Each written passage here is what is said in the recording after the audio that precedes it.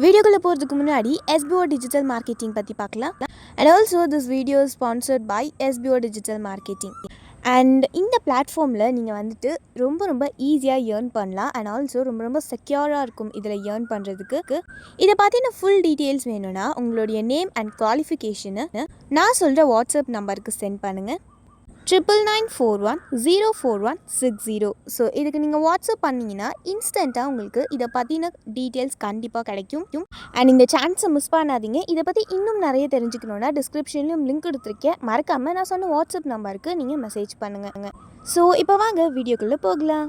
Skip பண்ணாதீங்க. பெரிய தப்பு. தினம் 300 ரூபாய் சம்பாதிக்க அரிய வாய்ப்பு. இன்ஸ்டாகிராம், Facebook பயன்படுத்த தெரிந்தால் போதும். Content post and content publishing மூலமா தினம் 300 ரூபாய் சம்பாதிக்கலாம். இந்த வேலை செய்ய 5 நிமிடம் போதும். Work training support, group communication support, all language customer live chat support, முக்கியமா சொந்தமா ஒரு பிசினஸ் ஸ்டார்ட் பண்ற அளவுக்கு உங்களால கற்றுக்கொள்ளவும் முடியும், சம்பாதிக்கவும் முடியும். இந்த வேலை வாய்ப்பு வழங்குவது 5 வருடத்திற்கு மேல ரன் ஆகிட்டு இருக்க நம்ம தமிழ்நாட்டு company school of business organisation private limited. மேலும் விவரங்களுக்கு டிஸ்கிரிப்ஷன்ல கொடுத்திருக்க நம்பருக்கு வாட்ஸ்அப் பண்ணுங்க.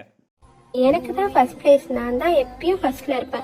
சாம்பார் சாதமாகட்டும், ரசம் சாதமாகட்டும், தயிர் சாதமாகட்டும், எனக்கு தான் ஃபர்ஸ்ட் பிளேஸ் அப்படின்னு அடம் பிடிக்கிறது இந்த உருளைக்கிழங்கு தான். அதுவும் மசாலா போட்டு செய்யும் போது டேஸ்ட் சூப்பரா இருக்கும். 1 இன்ச் பட்டை, 2 கிராம்பு, 1/2 டீஸ்பூன் மிளகு, 1 டேபிள் ஸ்பூன் தனியா, 1/2 டீஸ்பூன் சீரகம், 1/2 டீஸ்பூன் சோம்பு, இது எல்லாத்தையும் நல்லா வறுத்துட்டு சூடு ஆறுனதுக்கு அப்புறம் மிக்சியில போட்டு நல்லா பொடி செஞ்சு எடுத்துக்கோங்க.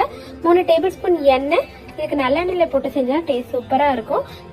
கடுகு பொரிஞ்சதும் நான் 4 உருளைக்கிழங்கு தோல் சீவிட்டு கட் பண்ணி எடுத்திருக்கேன். அந்த உருளைக்கிழங்கு இதோட சேர்த்துட்டு தேவையான அளவுக்கு உப்பு, மஞ்சள் தூள், மிளகாய் தூள், இது எல்லாத்தையுமே சேர்த்து நல்லா மிக்ஸ் பண்ணிட்டு உருளைக்கிழங்கு நல்லா பாதி அளவுக்கு வெந்து வந்ததும் நம்ம பொடி செஞ்சு வச்சிருந்த மசாலா பொடி இதுல சேர்த்துட்டு நல்லா மிக்ஸ் பண்ணி விட்டுட்டு மூடி போட்டு 5 நிமிஷத்துக்கு குக் பண்ணிட்டு கடைசியா கருவேப்பிலைய தூவி நல்லா மிக்ஸ் பண்ணி இறக்குனீங்கன்னா சூப்பரான உருளைக்கிழங்கு வறுவல் ரெடி ஆயிடுச்சு.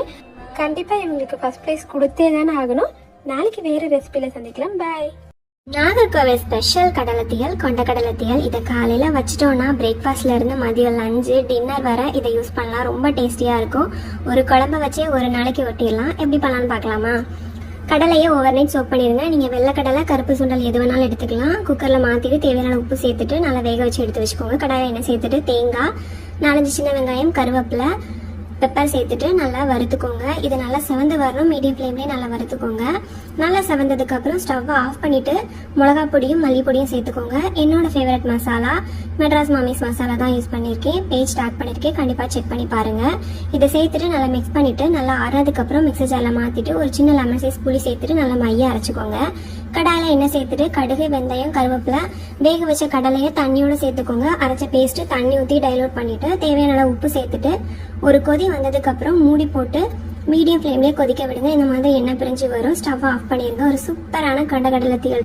இந்த மாதிரி ஒரு சட்னியை அரைச்சு வச்சுட்டு தோசை ஊத்த ஸ்டார்ட் பண்ணீங்கன்னா கிச்சனை விட்டு வெளியவே வர முடியாதுங்க. அடுத்தடுத்து தோசை வேணும்னு கேட்டுக்கிட்டே இருப்பாங்க.